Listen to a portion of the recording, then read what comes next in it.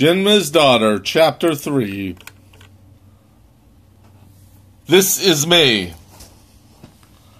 Welcome to Chapter 3 of Genma's Daughter.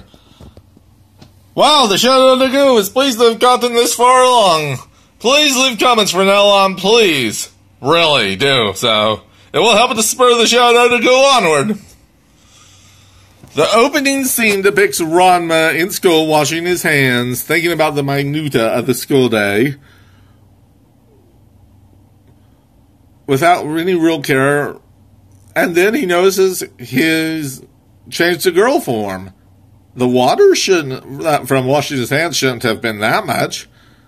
More oddly, he's changed and he's now in the Furkin girl's uniform. Now that's odd. This doesn't work that way. Then he hears someone coming on and he breaks himself for being laughed at by the boys. Then it turns out to be girls and they're going, "Ew, you pervert! What are you doing in our bathroom?" Etc., etc., etc. And he goes, and he finds himself begging for acceptance as a girl, most likely to demonstrate a subconscious desire of his. And it seems he will not get it from them. Then, of course, it turns out this is a dream.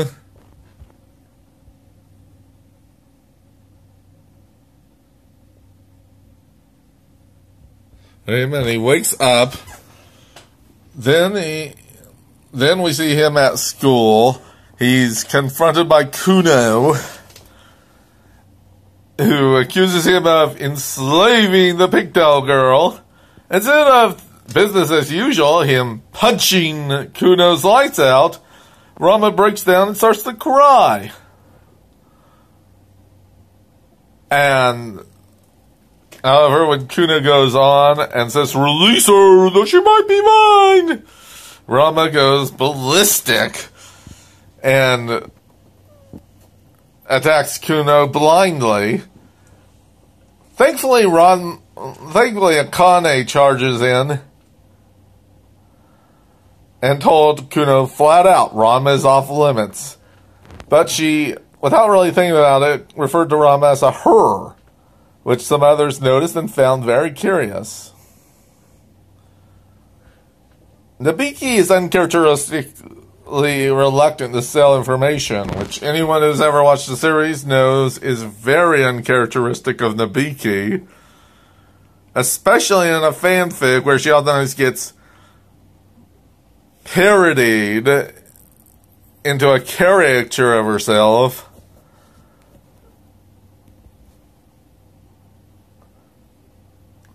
At lunch, Akane and Ranma ate together. Many in the school noticed their closeness. It seemed that with the engagement gone, the tension between them was gone. Many were starting to think that they were either going to tie the knot or had figured out the engagement was over, and now the tension was gone with it. Yukio approached and said that if they were going to tie the knot, they owed it to her to at least tell her.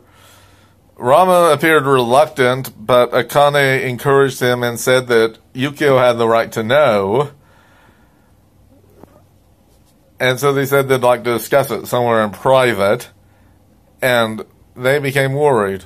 Was she ill? Was Ranma ill? Was he dying? My God, Yukio had to know.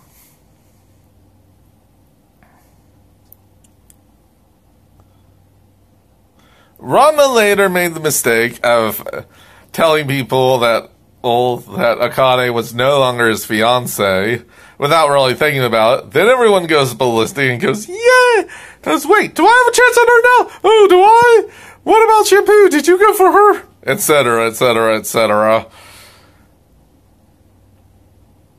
Ranma is not known for thinking a great deal about things. Somewhere in this chapter, I forgot where, and I didn't put this down in my notes, but I should mention it because it's funny. Ranma is thinking about everything, what would happen to his life if he tries living as a girl, etc., etc.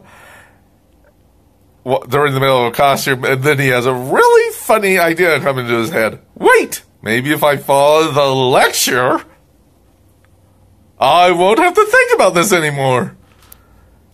Novel concept. Ranma follow along in class. What will they think of next? But anyway, Yukio next was shown documents. Ranko's birth certificate. And Yukio was devastated. She had wasted nearly a decade of her life pursuing a boy who never existed. She started to think after a bit, when hearing that Ranma wasn't sure he wanted to continue living as Ranma. She started to feel a bit of sympathy, and then shuddered at the thought of what if her father had known Habazai. The same thing could have happened to her. And she decides she's going as another reason to want to kill Genmas Altomi. Not just, that's me. Now it's for you too, Ron-chan. Sayuri and Yuka, Akane's friends, who I'll admit I didn't even know their names before I read this fanfic for the first time. They approached Ranma after first noticing him looking at them and suspecting him of being a pervert, oogling them. They noticed he looked very, very lonely. They came and spoke with Ranma and Akane. They mentioned that the vice principal was starting some new music programs. He tried to make the school a better place, but could only do so when the head loony, that is to say, the principal who comes up with haircuts, a coconut chase, and all these other nifty ideas, was away. Ranma suggested some music interest since he likes music, but fell silent when he was praised for his being confident in his masculinity, because many men think music is just for girls or it's girly or something like that. Oh, the irony. Ranma was seated with the Tendos discussing things, then is splashed with what turned out to be Nanichuan. Everyone, by who it turns out to be Genma, having just returned from China.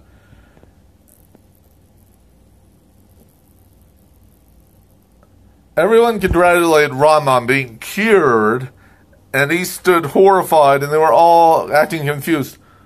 Aren't you happy you're cured now? Going into the bathroom, he saw his girl form staring back at him, dressed up as a girl. Then they both screamed, and he woke up. Akane came in and comforted Ranma. He said he didn't know if the person looking to the mirror or the person looking out of it was really him. In the shower room, towards the end of the last day of school, Ranma was thinking about last hour or so of school, last hour or so. He had to hear one or two boys make some stabbing contests, and he was like, almost over, almost over. Then a jerk named Hirota sprays Ranma with cold water, and Hiroshi and Daisuke were at first sighing, don't they ever learn? They always try doing this, and he always knocks their lights out. Will they ever give it up? But instead this time, Ranma started to huddle, seeing them, and screamed. Akane came in and snarled at them to get away from her, and pulled Ranma over the girls' locker room.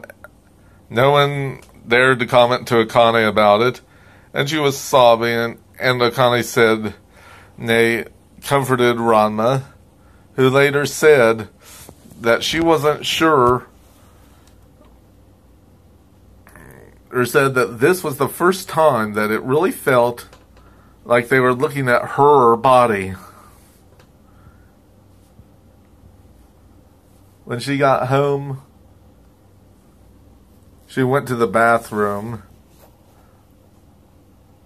It makes it very clear that the boys were looking at her, not some other person who the curse caused her to turn into, or who she might have been.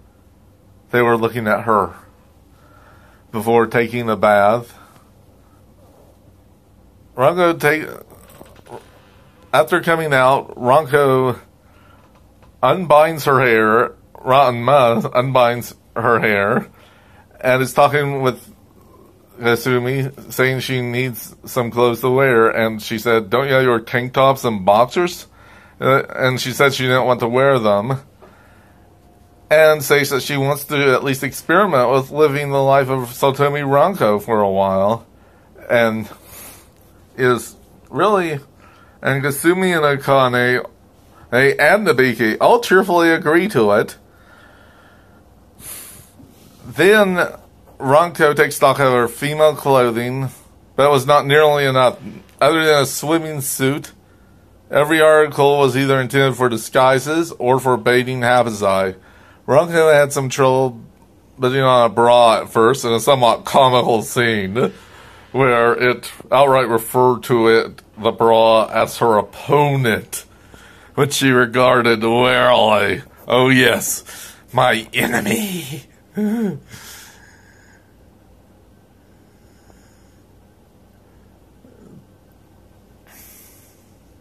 Kasumi heard what was happening upstairs and discussed needing to get her some kind of new shampoo to help soften her hair. Ranko seems to come into the being a girl thing almost ridiculously quickly, suggesting this really was how she felt. Trying to go to bed in her old room, she finds she cannot help but think of her father. She goes to Akane, who at first, when hearing him mentioned, plots to murder him. "Oh darn! I already took a bath. I'm going to have to wash up again after I get his blood all over me."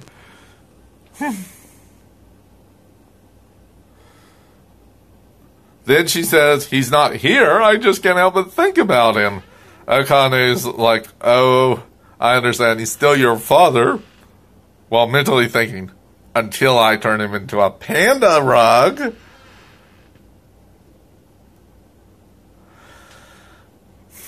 And Akane gives some consolation and offered to let Ranko sleep in the same room as her. When Ranko said, "Oh, I'll go get my futon," Akane said, "Oh, no need. The bed's plenty big for both of us." And Ranko was at first startled, but then agreed. The irony should be obvious to anyone who's watched the series and seen how often Genma and Soon have tried to arrange for them to be in the same bed together. But now it's happening. Just not the way they wanted it. Kasumi was startled to find that Ranko wasn't in her room and started looking. Then remembered the case from her childhood with the family couldn't find her either. They looked all over the house, and then she found Akane and Ranko in bed together and laughed and went to tell the grown-ups. On a hunch, Kasumi checks and sees Akane and Ranko once more snuggling next to each other, an imitation of Kasumi's memory. Smile at that childhood memory as the chapter closes. In the end of the chapter, we are left in anticipation. Will Ranko stay as a girl, or will the habit she's built up as a boy prove too much? The chapter sets the stage, really. The previous two chapters were largely just exposition. In the fourth chapter, the true story, the life of Satomi Ranma, can now be told.